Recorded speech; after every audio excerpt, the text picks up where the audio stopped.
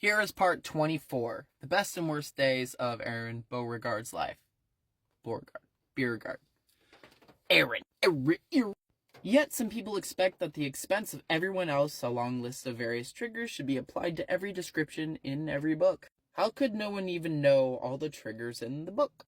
A potential reader could literally be triggered by anything, and obviously not necessarily the same things the author would be triggered by. At the start of all my books, I give a general warning to the reader, letting them know that my content is often disturbing and disgusting and that easily offends people.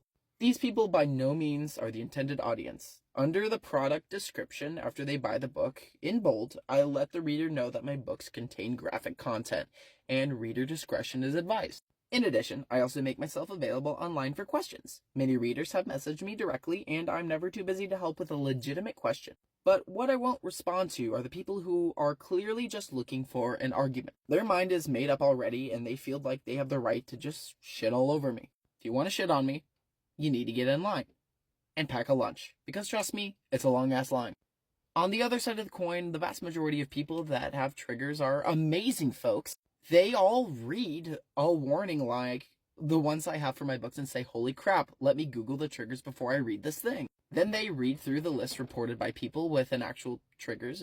It's even easy enough, which is why I personally read the books to you to kind of dumb it down. Granted, this book I read in full, nearly, to the audience online. Because some people like secondhand horror, where I read the brunt of it, and I can share it to you, who don't want to hear all of the in-depth, gory details. Respect. But the funniest thing about triggers to me is the people who hate me and wish death upon me act like I don't have any. They think they know exactly who I am, and in turn, what I deserve to write about. Of course, there are things that bother me. I'm human. Contrary to popular belief, I am human. Contrary to popular belief. But am I a human who's silly enough not to research something before reading or watching it? No. Am I going to get mad at a creator because something horrible happened to me in my past? Definitely not. The world doesn't revolve around me. So you can clearly see why the last few weeks have been the best and worst days of my life. The best because I got to make things right with my father before he passed. The best because I got to usher him toward whatever comes next with a loving whisper. The best because I achieved #1 bestseller status, rising to heights a kid that loved horror from the smallest city in the smallest state, Central Falls, Rhode Island, never dreamed he was capable of ascending to. The worst because I had to come back into the life of my father, only to watch him slowly lose his humanity. The worst because people feel entitled to tar and feather my readers and wish death upon me after I just finished staring him in the face. I don't wish that for them. I wish for them to heal and be able to accept their views and opinions besides their own. I wish for them to enjoy life and find more love and happiness than hatred and despair. I would be so happy for them if they did. I want to end on my dad. Something else that you may not know about him is that he loved horror movies.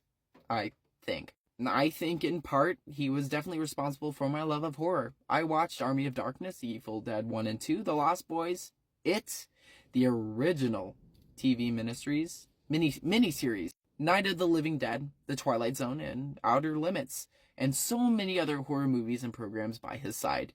We didn't always have a ton of money, but my father liked to bring us to the video store and let us grab a few things. Excitedly jogging down the aisles of VHS tape rentals with him was a memory I will always look back on fondly. I just wish I could go back to the early 90s and do that with him one more time.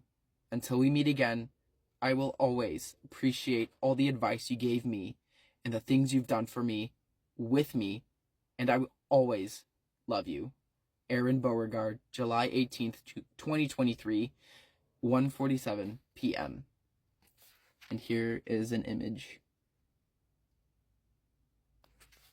I think that's really sweet and quite honorable, and what you make of that is what you make of it. I just wanted to read that in honor of maybe understanding the author of where he's coming from. But anywho, I've got Nightmare Nirvana by Aaron Beauregard in paperback. So that could be the next one I'm doing, or I think I have 2 more audiobooks that I have downloaded. Oh, yes, Haunted and Leeches. Anyway, have a great day. Hope you enjoyed this installment. These will be uploaded to my YouTube. And also, I have a Patreon, if you care or not. I send you pictures of Bing Bing. If you have received your mailed pictures of Bing Bing, please let me know in the comments, because I want to make sure they got to you. Anyway, cheers.